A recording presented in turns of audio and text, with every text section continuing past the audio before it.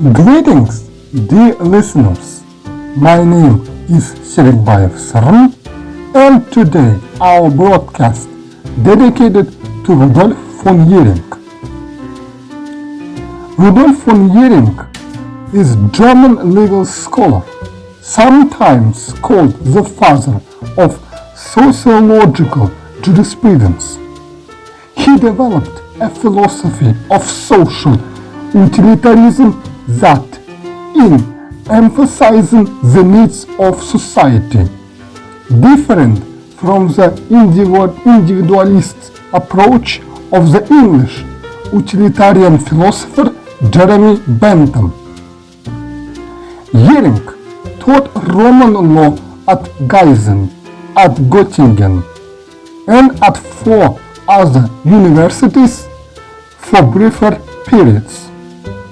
In his most ambitious work, The Spirit of Roman Law, he elaborated the relation of law to social change.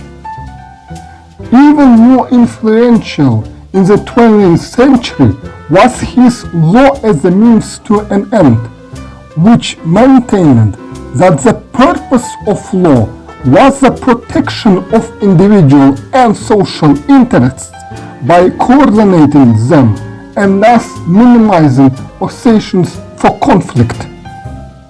Where conflict was unavoidable, he assigned greater weight to social interests, thereby inviting the criticism that he subordinated the individual to society.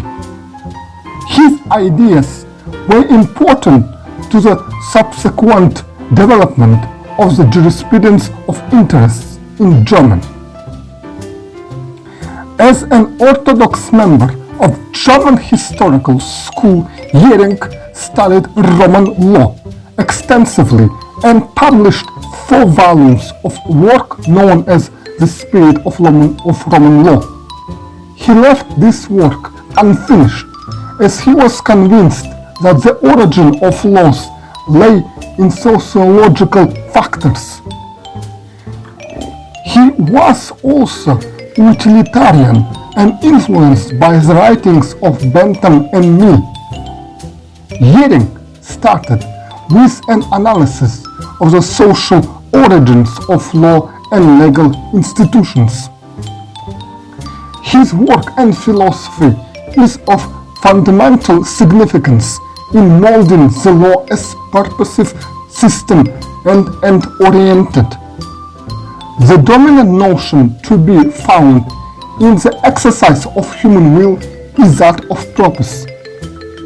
The paramount necessity for law is to serve social purposes.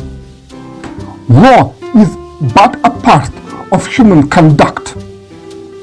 In the idea of purpose, Jhering found the mainspring of laws. Laws are only instruments to serve the needs of the society. The problem of the society is to reconcile between selfish individual and unselfish social purposes. In order to reconcile individual interests with that of society, it is necessary to balance various interests. Jhering divides those interests into 3 categories of individual, state, and social. This reconciliation is to be brought by means of the principle of levers of social motion. In these levers, he combines both the egoistic and altruistic motives. The egoistic levers are reward and coercion. The desire for reward produces commerce, and the threat of coercion makes law and state possible. Altruistic or moral levers of social motion are the feelings of duty and love. The 4 combined together make the society possible and the object of the society being to secure the satisfaction of wants. All these wants are divided by Jhering into three categories: extra-legal conditions, mixed legal conditions, and purely legal conditions. According to Jhering, law is a part of human conduct and the idea of purpose. Jhering found the maintaining of laws, which are only instruments for serving the needs of society. The problem of society is to reconcile selfish with unselfish purpose and to suppress the former when they clash with the latter.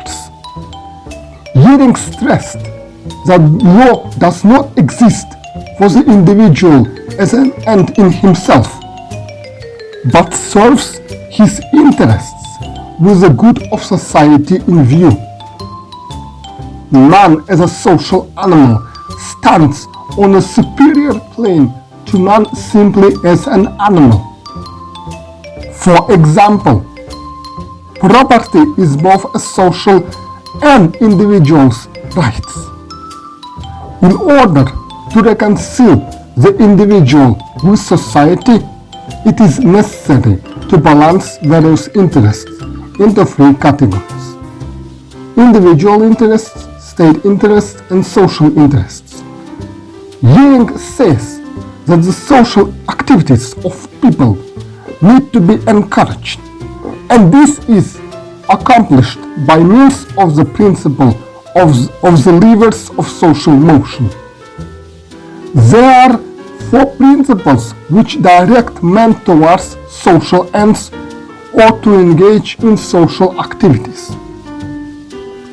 principle of reward, principle of coercion, principle of duty, and principle of love.